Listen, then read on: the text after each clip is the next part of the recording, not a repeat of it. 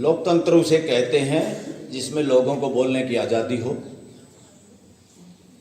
जिसमें बल्कि आलोचना करने वालों का ज़्यादा स्वागत हो।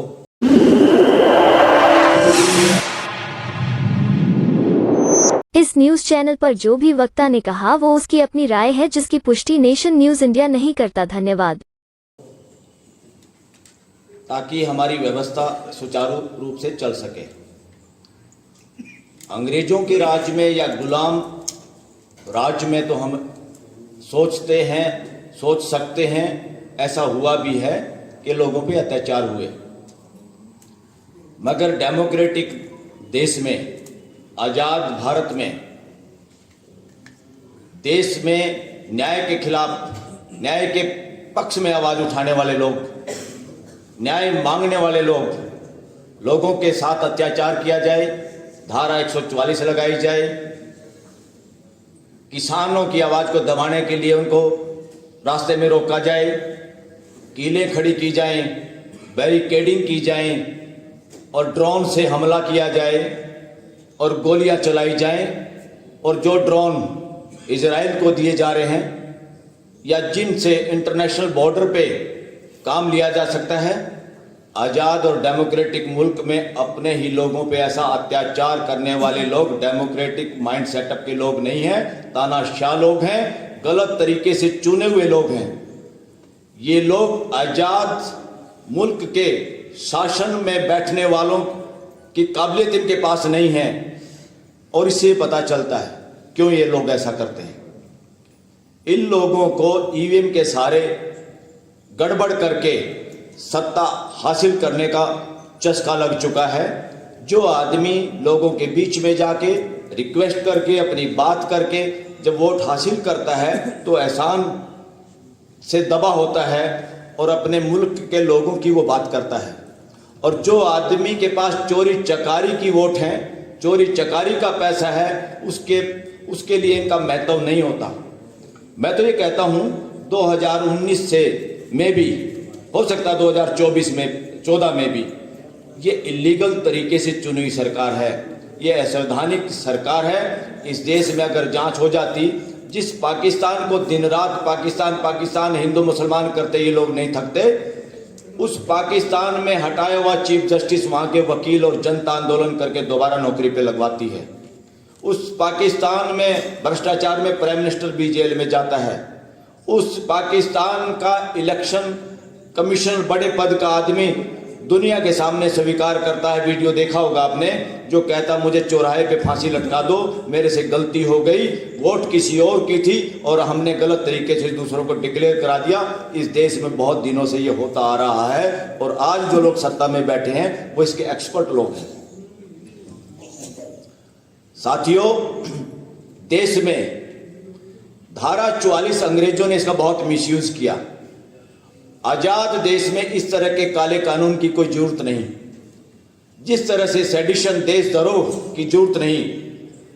सेडिशन कानून भी इसलिए था कि बाहर के लोग देश पे राज कर रहे थे, उनके खिलाफ कोई बोल ना पाए, बिना दलील बिना अपील लोगों को जेल में ठोको। आज एक रोलेट एक्ट भी उस वक्त आया था अंग्रेजों के शासन में, जो लोगों को बिना समनिंग बिना बताए गिरफ्तार कर सकते थे। आज पीएमएलए एक कानून है जिसका सदुपयोग तो करना था उन पूंजीपतियों के खिलाफ जो देश का पैसा लेके भाग के बाहर, उनको बुलाने की बजाय, क्योंकि उन लोगों ने तो मदद की हुई है इलेक्शन में, 2 नंबर का पैसा उन लोगों से लिया हुआ है, जिससे सरकार ने, सत्ता में बैठे लोगों ने बहुत उस पैसे से लोगों का जमीन खरीदने का काम किया और इलेक्शन में प्रचार प्रसार का काम किया। बल्कि इसका अब इस्तेमाल हो रहा है डेमोक्रेसी का हनन करने के लिए, देश में लोकतंत्र खत्म करने के लिए। जिसको चाहो, आज चाहे कर्मचारी है, चाहे व्यापारी है, चाहे कोई किसी तरह का भी काम करता है, लोगों को ये जानबूझ के जो 80-90 करोड़ लोगों को निःशुल्क राशन देके उस पर भी फोटो लगा के, किसी के बाप का है क्या राशन, इस फोटो नहीं लगनी चाहिए, इसका भी हमें बोलना पड़ेगा। ये फोटो लगा के ऐसा कर रहे हैं जैसे कोई धन्नामल सेठ अपनी पॉकेट से ठगी ठोरी मार के फिर जनता को एहसान करना चाहता है। इस तरह से हर रेलवे स्टेशन पे, हर पेट्रोल पंप पे, दिल्ली में भी बसों के पीछे ये जो गलत लत मुंह लग गई है कुछ लोगों के, क्योंकि डेमोक्रेसी में और इंडियन कॉन्स्टिट्यूशन के बाद यहाँ पे कोई एक आदमी का शासन या एक शहंशाह आएगा, एक महान व्यक्ति पैदा होगा जो देश को बचाएगा, या जनता जिसकी इंतजार करेगी वही लोगों का इलाज करेगा, वही लोगों को की जान बचाएगा। इस तरह की मानसिकता, ये वो मानसिकता है गुलामी की मानसिकता। दूसरी तरफ मानसिकता है जो डेमोक्रेटिक देश में संविधान के बाद है, वो समानता की मानसिकता, फ्रीडम की मानसिकता। हर एक आदमी योग्य है, हर एक आदमी समझ सकता है, हर एक आदमी की भागीदारी सुनिश्चित है डेमोक्रेसी में। चंद एमएलए और एमपी या चंद सीएम और पीएम ही देश में शासन करेंगे, ये डेमोक्रेसी में नहीं लिखा कॉन्स्टिट्यूशन में कहीं। कॉन्स्टिट्यूशन में और डेमोक्रेसी की डिमांड ये है, व्यवस्था की डिमांड है, शासन की डिमांड नहीं है।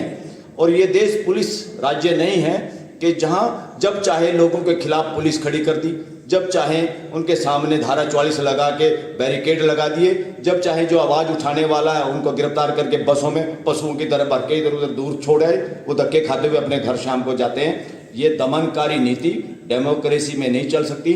जो लोग इनको चला रहे हैं उनका डेमोक्रेसी में विश्वास नहीं है, वो देश के असली प्रतिनिधि हैं ही नहीं। तो ईवीएम का एक और नाम भी मेरे जहन में आया, ई से एतबार, वी से विनाश, एम से मशीन। एतबार का विनाश करने वाली मशीन है तो ईवीएम है।